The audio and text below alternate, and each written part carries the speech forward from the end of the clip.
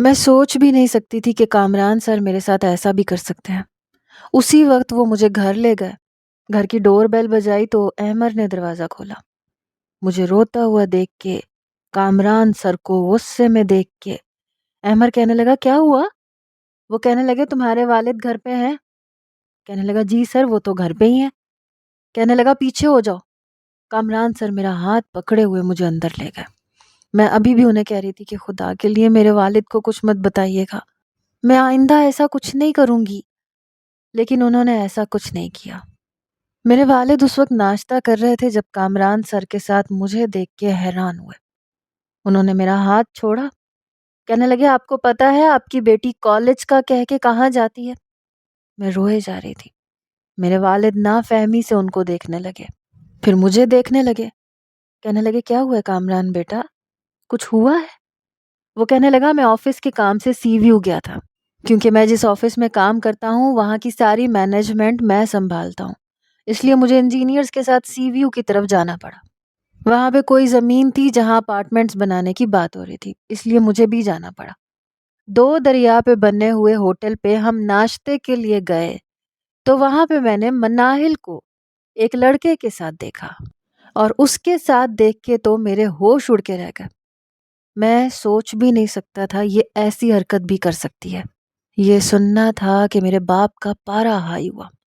وہ میرے پاس آئے اور ایک زوردار تھپڑ میرے منہ پہ مارا۔ میں گرتے گرتے بچی۔ میری والدہ بھی فوراً کچن سے باہر آ گئیں۔ یہ سب دیکھ کر، میرے بارے میں ایسی بات سن کر وہ بے حد پریشان ہو گئی۔ سر کامران کہنے لگے مجھے تو یقین ہی نہیں آیا تھا، خیر سنبھالیں اسے، اسی وجہ سے اسے پڑھنے کا کوئی شوق نہیں ہے۔ میرا آپ کو یہ مشورہ ہے کہ اس کی شادی کروا دیں۔ مجھے ان کی بات پہ بہت غصہ آیا تھا۔ میں اپنے کمرے میں چلی گئی۔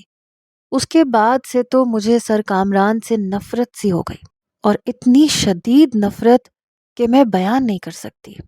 اب وہ جب بھی مجھے پڑھانے آتے میں بالکل خاموشی سے پڑھ لیتی۔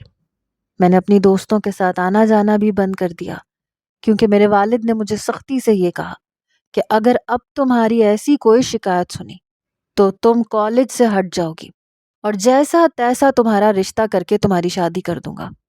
میں اب بڑی سنجیدگی سے پڑھنے لگی۔ اپنی ساری دوستوں سے میں نے رابطہ ختم کر دیا، کیونکہ موبائل تو میرے والد نے لے لیا تھا۔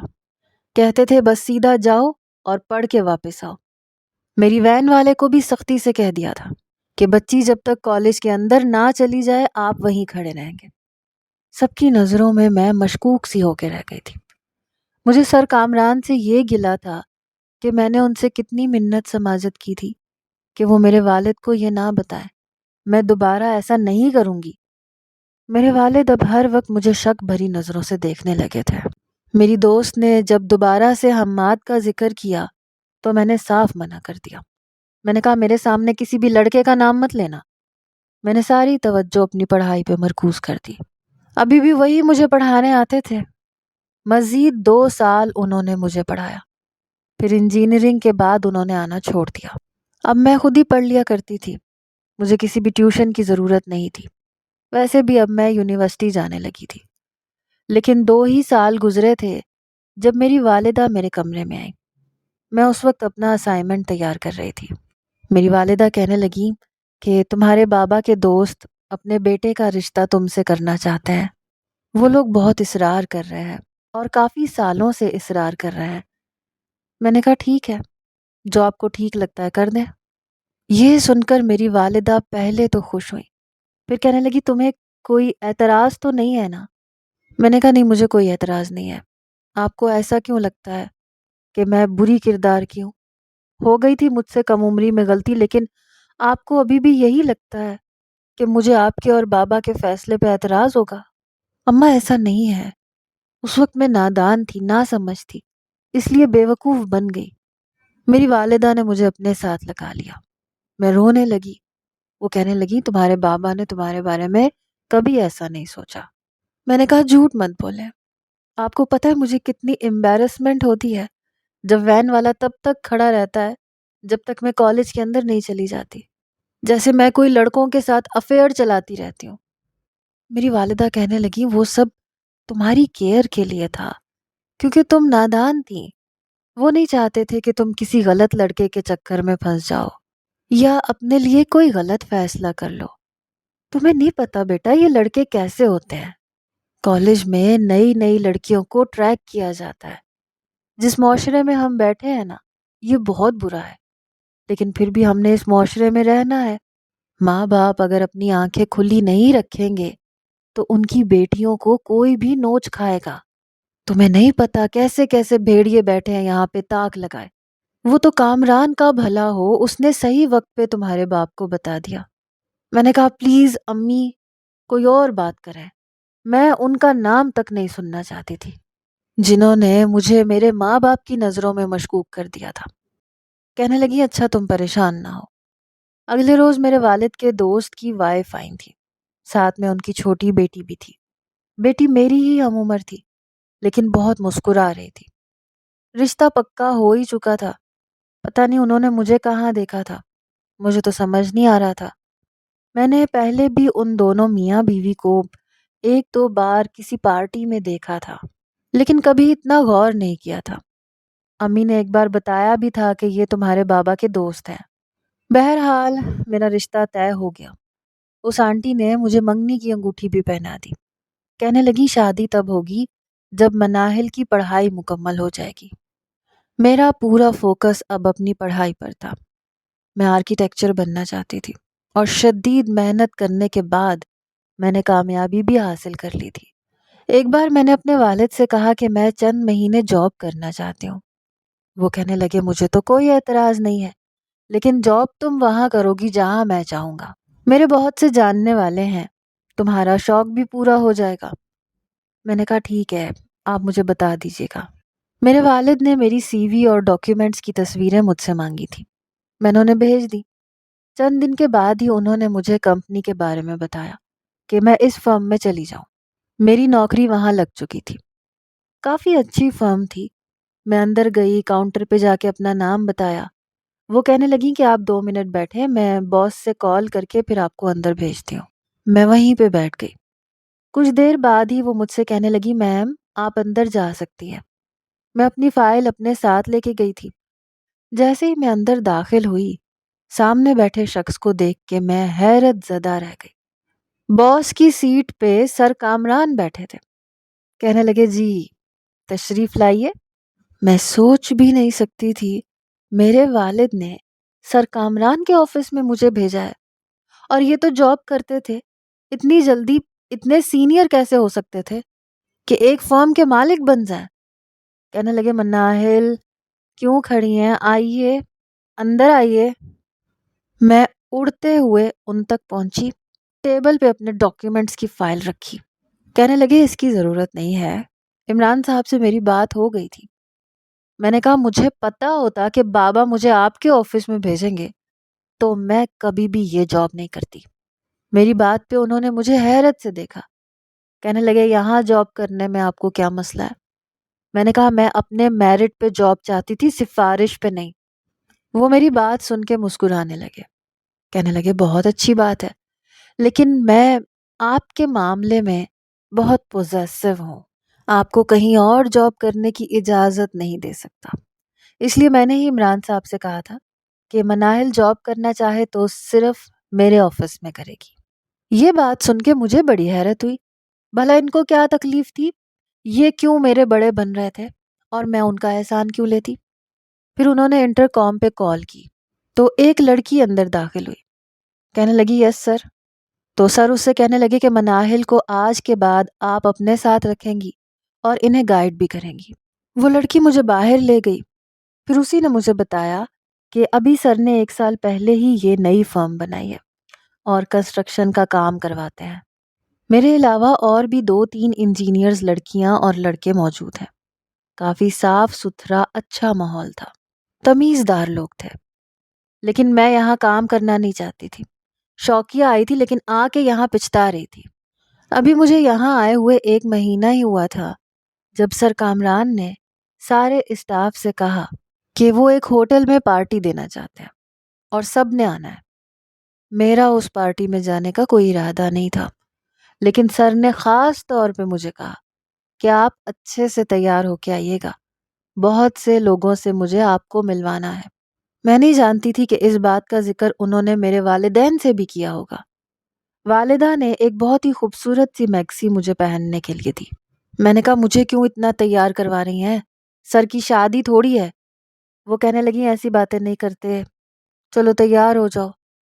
مجھے تو کچھ سمجھ ہی نہیں آ رہی تھی کہ میں نے ایسی کیا بات کر دی۔ میں اس ہوٹل میں پہنچ گئی جہاں پہ وہ دعوت تھی۔ سر کامران ہال کے باہر کھڑے ہو کے ہر ایک سے ہاتھ ملا رہے تھے۔ زیادہ تر ان کے کولیگز تھے جن کے ساتھ وہ کام کرتے تھے وہ لوگ۔ جیسے انہوں نے میری گاڑی کی طرف دیکھا تو مسکرا کے میری گاڑی کے پاس آ گئے۔ مجھے حیرت کا جھٹکا اس وقت لگا جب انہوں نے میری گاڑی کا پچھلا دروازہ کھولا، پھر میرے سامنے اپنا ہاتھ کیا تاکہ میں آسانی سے باہر آ سکوں۔ میں جتنا حیران ہوتی اتنا کم تھا۔ مجبوراً مجھے ان کے ہاتھ پہ ہاتھ رکھنا پڑا۔ وہ کہنے لگے بہت اچھی لگ رہی ہو، سو بیوٹیفل۔ ان کی یہ بات سن کے میں حیران تھی، کچھ عجیب بھی لگ رہا تھا۔ آج تک کبھی انہوں نے میری اس طرح سے تعریف نہیں کی تھی۔ پھر وہ مجھے اپنے ساتھ لے گئے۔ سب لوگ مسکرا رہے تھے اور وہ لوگ کہنے لگے کامران یہ کون ہے؟ تو وہ کہنے لگے یہ مناہل ہے، میری فیونسی۔ یہ سن کے میں نے بڑی حیرت سے انہیں دیکھا، پھر اپنا ہاتھ بھی ان کے ہاتھ سے کھینچ لیا۔ وہ مجھے نافہمی سے دیکھنے لگے، کہنے لگے ہاتھ کیوں پیچھے کر لیا؟ میں نے کہا آپ یہ کیا کہہ رہے ہیں؟ کہنے لگے کیا کہہ دیا میں نے؟ میں نے کہا آپ کو شرم نہیں آتی؟ آپ سب کے سامنے مجھے اپنا فیونسی کہہ رہے ہیں۔ کہنے لگے فیونسی کو فیونسی نہیں کہوں گا تو اور کیا کہوں گا؟ اس میں شرم کی کیا بات ہے؟ میری آنکھوں سے تو آنسو بہنے لگے۔ مجھے تو بس یہ پتا تھا کہ میرا رشتہ میرے والد نے اپنے کسی دوست کے بیٹے سے طے کیا تھا۔ یہ نہیں پتا تھا کہ سر کامران سے کیا تھا، اور کیوں کیا تھا۔ وہ عمر میں مجھ سے بہت بڑے تھے۔ یہ بے جوڑ رشتہ میرے باپ نے کیوں طے کیا تھا؟ یہ سوچ کے میرا تو جیسے دماغ سن ہو گیا۔ میں وہاں سے واپس پلٹ گئی، ہال سے باہر نکل گئی۔ وہ میرے پیچھے آئے، کہنے لگے مناہل کہاں جا رہی ہیں آپ؟ لیکن میں وہاں نہیں رکی، اپنی گاڑی میں آ کے بیٹھ گئی۔ ڈرائیور سے کہا کہ جلدی چلو، گھر چلو۔ پورا راستہ میں روتی رہی اور ڈرائیور مجھے دیکھتا رہا۔ جیسے ہی گاڑی گھر کے پاس رکی میں فوراً سے اندر چلی گئی۔ دروازہ احمر نے کھولا، کہنے لگا آپ کو کیا ہوا، رو کیوں رہی ہیں؟ میں نے پوچھا امی کہاں ہے؟ اس نے کہا کچن میں ہے، کھانا بنا رہی ہیں۔ میں فوراً سے کچن میں چلی گئی۔ میری والدہ اس وقت کھانا بنا رہی تھی۔ مجھے دیکھ کے کہنے لگی اتنی جلدی واپس آ گئی؟ پھر میری آنکھوں سے ٹپکتے ہوئے آنسو دیکھنے کے بعد کہنے لگی کیا ہوا مناہل، رو کیوں رہی ہو؟ میں نے کہا آپ نے میری منگنی کس سے کی ہے؟ تو وہ کہنے لگی کامران سے۔ کیوں؟ کس سے پوچھ کے؟ میری والدہ کہنے لگی تم سے پوچھا تو تھا۔ میں نے کہا آپ نے یہ کہا تھا کہ وہ لڑکا سر کامران ہے۔ کہنے لگی تو تمہارے والد نے اپنے دوست کے بیٹے کو ہی پڑھانے کے لیے کہا تھا، بیٹا کسی اجنبی نوجوان سے تو تمہیں نہیں پڑھوا سکتے تھے۔ اس کی فیملی کو جانتے تھے، اسے اچھے طریقے سے جانتے تھے۔ میں نے کہا امی وہ مجھ سے اتنے بڑے ہیں، آپ نے کچھ تو سوچا ہوتا۔ کہنے لگی کتنا بڑا ہے؟ بس 5-6 سال، اور اتنا فرق تو چلتا ہے۔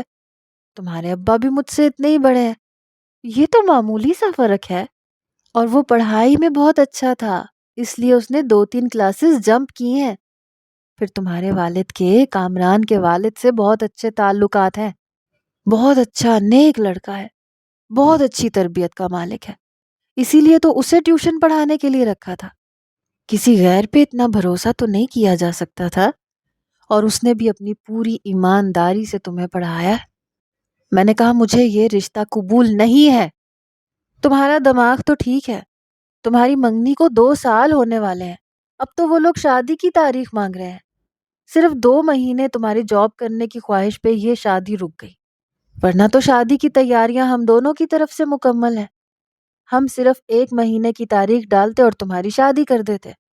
میں نے کہا امی مجھے یہاں شادی نہیں کرنی، میں کبھی بھی اپنے سر کے ساتھ شادی نہیں کر سکتی، نہ میں ان کے ساتھ زندگی گزار سکتی ہوں، میں نے انہیں کبھی اس نظر سے دیکھا ہی نہیں ہے۔ وہ کہنے لگی میں تو انکار نہیں کر سکتی، تمہیں کوئی مسئلہ ہے تو تم اپنے والد سے بات کر لو، لیکن میرا مشورہ ہے کہ اپنا دماغ درست کر لو۔ نہ تو وہ تم سے اتنا بڑا ہے کہ تمہارے باپ کی جگہ ہو اور تمہیں شادی کرنے سے کوئی مسئلہ ہو، اور لڑکے میں کوئی برائی بھی نہیں ہے۔ بہت محنت کی ہے اس نے، ان تھک محنت کے بعد آج کامران اس بلندی پہ آیا ہے۔ کسی چیز کی کوئی کمی نہیں ہے ان لوگوں کے گھر میں۔ ایسے رشتوں کی تو لڑکیاں خواہش کرتی ہیں۔ میں روتے ہوئے اپنے کمرے میں چلی گئی۔ رات کو میرے والد میرے کمرے میں آئے تو کافی چپ چپ سے اور سنجیدہ بھی تھے۔ مجھے روتا ہوا دیکھا، میں اٹھ کے بیٹھ گئی۔ پریشانی میں نے کہا مجھے سر کامران سے شادی نہیں کرنی۔ کہنے لگے کوئی ایک نقص ہو تو بتا دو، کوئی ایک ایسی وجہ جس سے میرا دل مطمئن ہو جائے۔ میں اس بچے کو بچپن سے جانتا ہوں، آج تک میں نے اسے کبھی سگریٹ پیتے، چھالیاں کھاتے نہیں دیکھا۔ تمیز سے بات کرتا ہے، بزنس مین ہے۔ مجھے نہیں لگتا کہ تمہیں اعتراض ہونا چاہیے۔ میں نے کہا لیکن مجھے پھر بھی اعتراض ہے، یہ میری زندگی ہے، مجھے ان کے ساتھ نہیں گزارنی۔ کہنے لگے 2 سال ہونے والے ہیں، اب انکار کروں گا کتنا برا لگے گا۔ تمہیں میری عزت کا بھی کوئی پاس نہیں، اس لڑکے میں کوئی عیب نہیں ہے، کوئی برائی نہیں ہے۔ تم مجھے بتاؤ، احساس نہیں ہے کیا تمہیں اس بات کا؟ تم سے اس نے ایسا کیا کہا ہے جو تمہیں اس رشتے پہ اعتراض ہے؟ کہنے لگے 2 مہینے تک وہ لوگ رخصت مانگ رہے ہیں، مجھے بتاؤ میں کیسے انکار کروں؟ تم نے تو مجھے عجیب مصیبت میں ڈال دیا۔ تمہیں اتنی تکلیف تھی تو تم 2 سال پہلے بتا دیتی، میں اسی وقت انکار کر دیتا، کوئی بھی بہانہ بنا دیتا۔ اتنا پرانا تعلق ہے، اتنی چاہت وہ لوگ دکھاتے ہیں، سمجھ نہیں آ رہا میں کیسے کروں انکار۔ میرے والد کافی پریشان تھے، کہنے لگے بتاؤ وجہ کیا ہے، کیا بولوں؟ کیا ان کا لڑکا اوباش ہے، سگریٹ پیتا ہے؟ کیا وجہ ہے اس رشتے سے انکار کی، کیا بتاؤں؟ مناہل چپ کیوں ہو؟ جو وجہ تھی اگر وہ میں بتاتی تو میرا باپ مجھے ہی برا بھلا کہتا کہ اگر اس لڑکے سے بروقت تمہیں بچا کے اس نے مجھے تمہاری شکایت لگائی تو اس میں کیا برا کیا؟ میں نے کہا وہ ایج میں مجھ سے بہت بڑے ہیں۔ میرے والد کہنے لگے بس یہی وجہ ہے؟ میں نے کہا جی۔ کہنے لگے یہ تو کوئی معقول وجہ نہیں ہے، اور ایج میں وہ تم سے صرف 5-6 سال بڑا ہے، اتنا تو میں بھی تمہاری ماں سے بڑا ہوں، تو کیا ہماری زندگی نہیں گزر رہی؟ مناہل وجہ وہ بتاؤ جو میں انکار کر سکوں، یہ بے تکی وجہ مت بتاؤ۔ میں نے کہا بس میں نہیں جانتی، میں نہیں جانتی تھی کہ میری منگنی آپ نے میرے سر سے کی ہے۔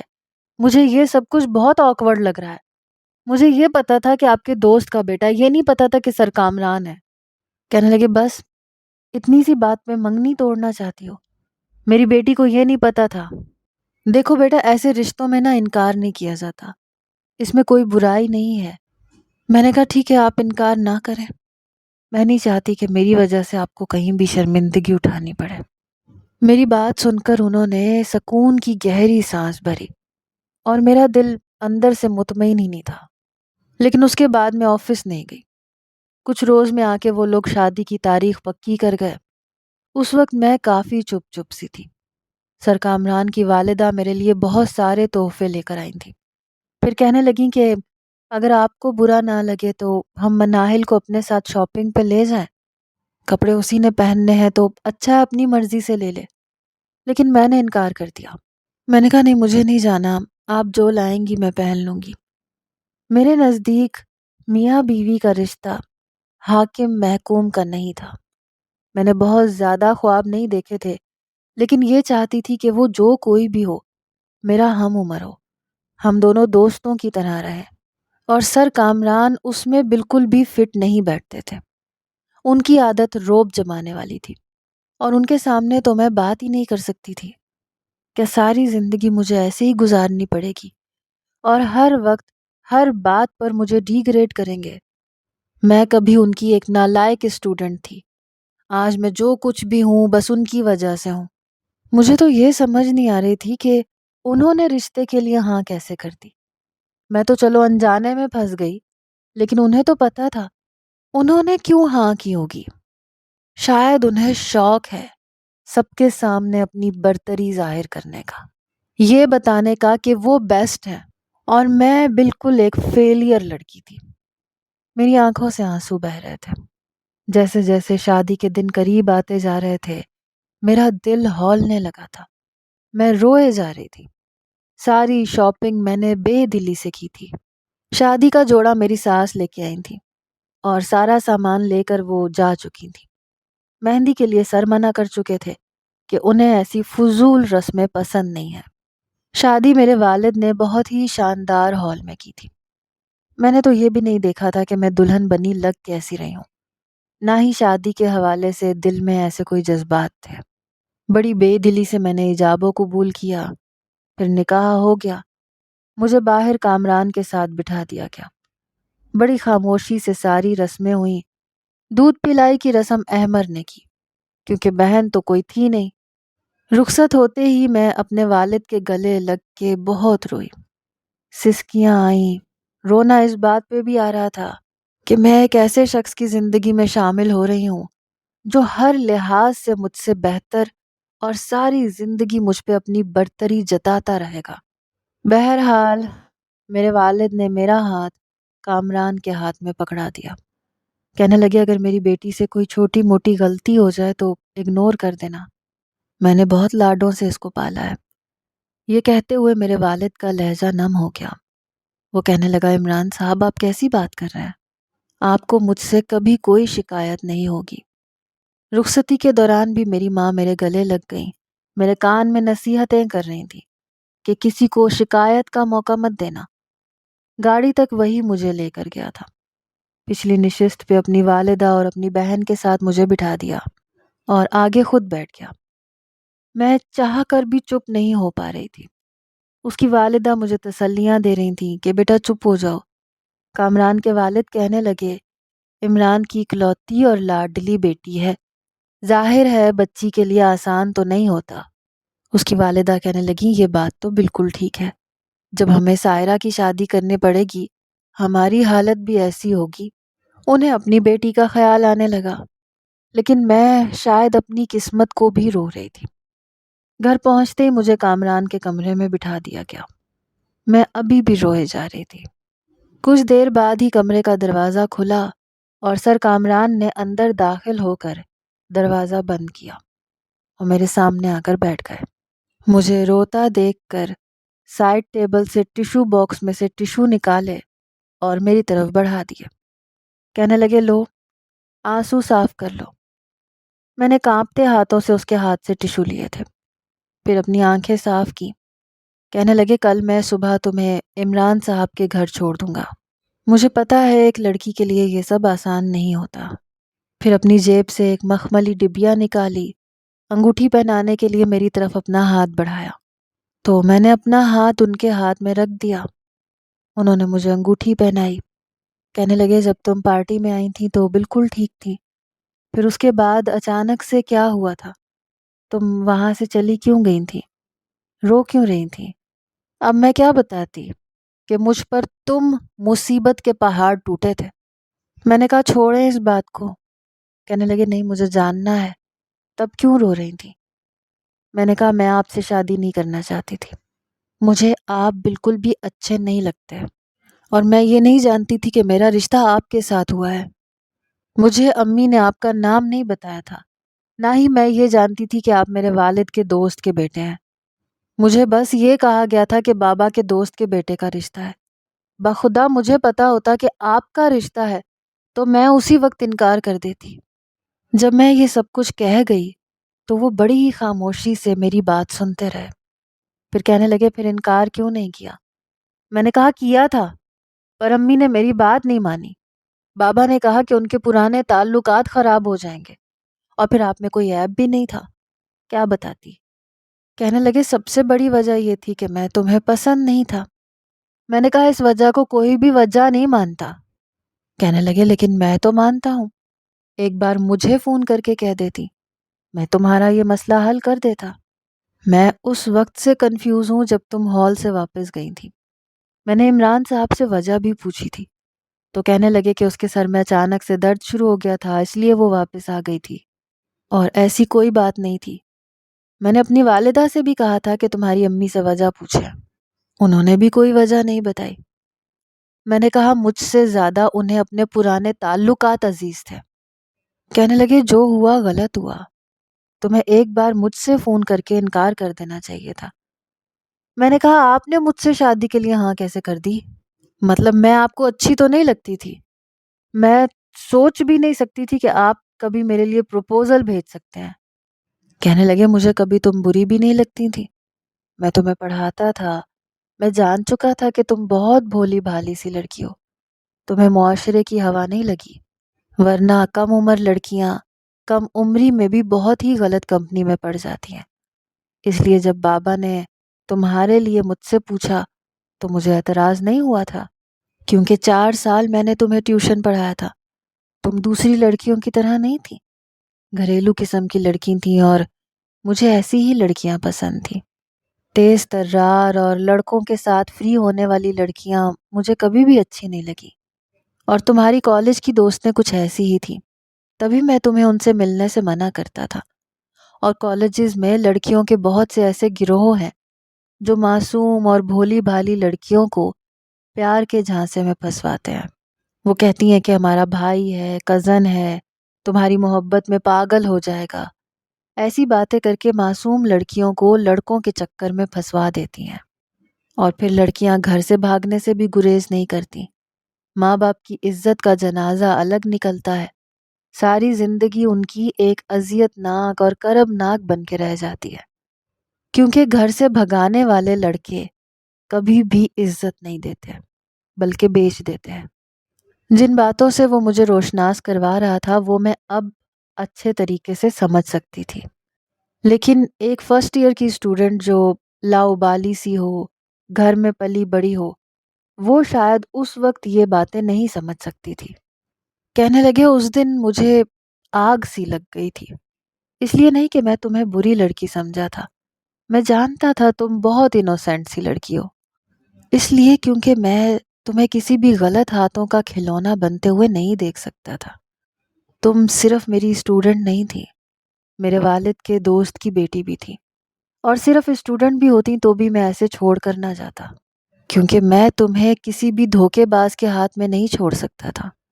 میں جانتا ہوں کہ اس کے بعد سے تم اس کے بعد بات نہیں کرتی تھی، تمہیں شاید یہ سب برا لگا تھا، لیکن اگر میں یہ سب نہ کرتا تو تم بہت برے طریقے سے غلط ہاتھوں سے استعمال ہو جاتی۔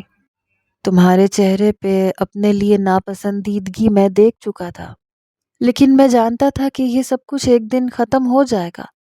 جب تم بڑی ہوگی تو تمہیں سمجھ آ جائے گی کہ تمہارے لیے کیا بہتر تھا۔ خیر، مجھے نہیں پتا تھا کہ تم مجھے اتنا ناپسند کرتی ہو، ورنہ باخدا میں یہ رشتہ کبھی نہ ہونے دیتا۔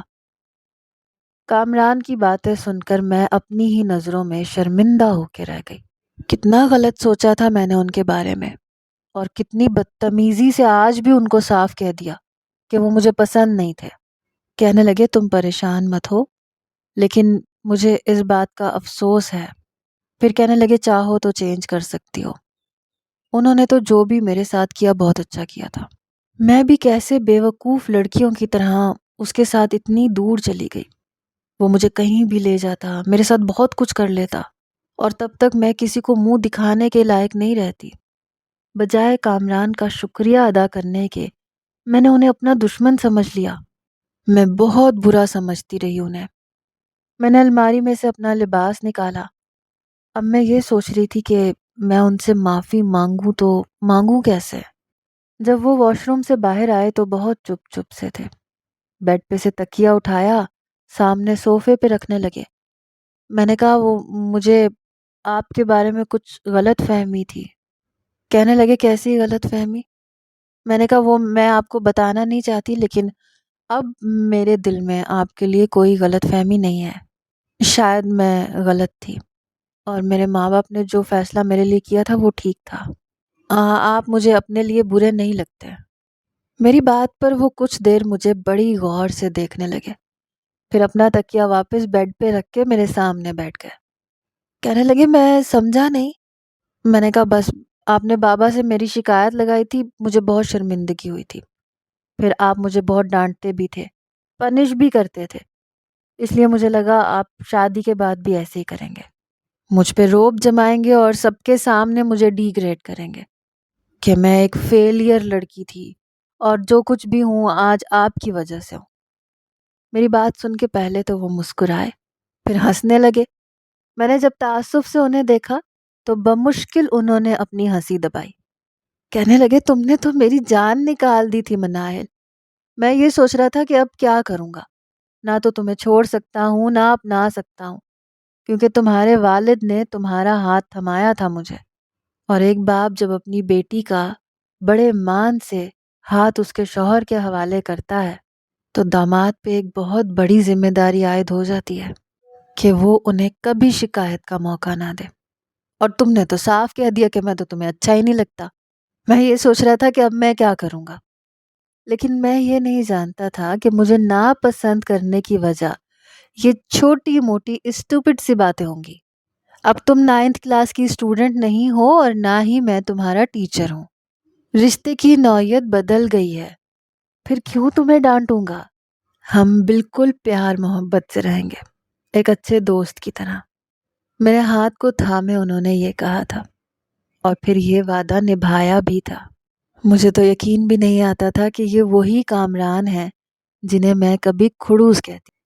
ہمارے ماں باپ ہمارے لیے اچھے فیصلے کرتے ہیں، اس لیے ہر بیٹی کو اپنی زندگی کا یہ اہم فیصلہ ان کے ہاتھ میں رکھ دینا چاہیے۔